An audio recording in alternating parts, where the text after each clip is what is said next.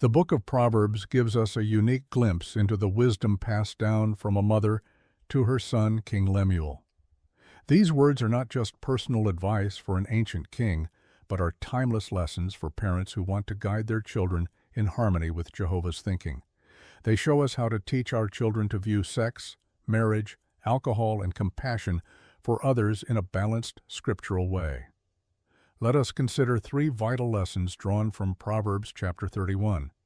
First, parents need to help their children understand Jehovah's view of sex and marriage. Proverbs 31 verse 3 says, "Do not give your vigor to women, nor follow ways that destroy kings." This verse warns against misusing one's strength and energy in immoral relationships. A young person who gives in to improper sexual desires can lose focus, dignity, and even their future.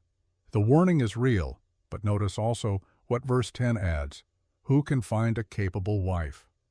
Her value is far more than that of corals. Here the Bible shows that when sex and marriage are approached in Jehovah's way, the result is priceless. A capable, faithful partner is of immense worth. This balance is crucial for parents to communicate.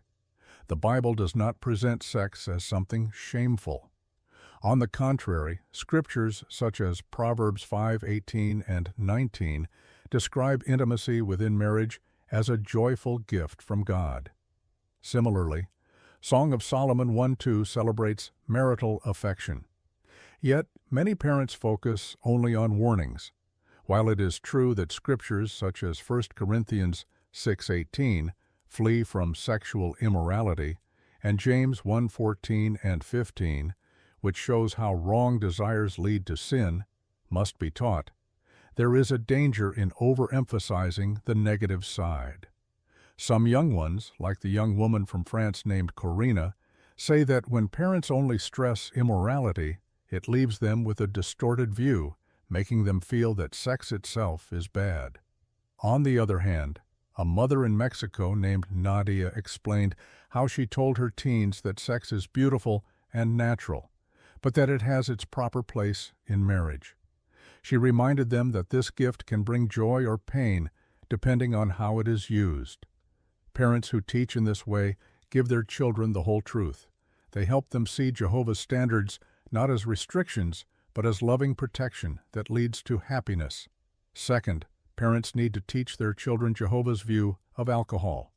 Proverbs 31:4-6 says, "It is not for kings, O Lemuel, it is not for kings to drink wine, nor for rulers to say, 'Where is my drink?' so that they do not drink and forget what is decreed, and pervert the rights of the lowly ones. Give alcohol to those who are perishing, and wine to those in bitter distress." These verses show us that alcohol has its place, but it can be dangerous if misused. A leader who drinks excessively can forget justice, abuse his authority, and hurt those under his care.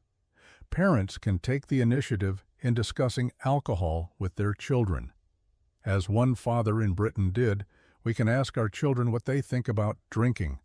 Creating an open and relaxed environment encourages them to speak freely. These conversations should happen more than once and at different stages of life. Just as we also talk about other important topics like safety and relationships. But beyond words, children watch closely how parents live. If they see a parent constantly reaching for alcohol to deal with stress, they learn that alcohol is the solution to life's problems. Instead, parents should model responsible use. Children absorb more from our example than from our lectures.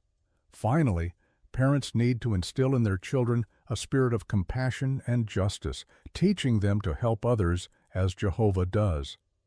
Proverbs 31:8 and 9 says, "Speak up in behalf of the speechless, defend the rights of all who are perishing. Speak up and judge righteously. Defend the rights of the lowly, and the poor. Jehovah's people are known for caring for those who cannot defend themselves." Teaching children this principle requires action, not just words. Parents can involve their children in helping others.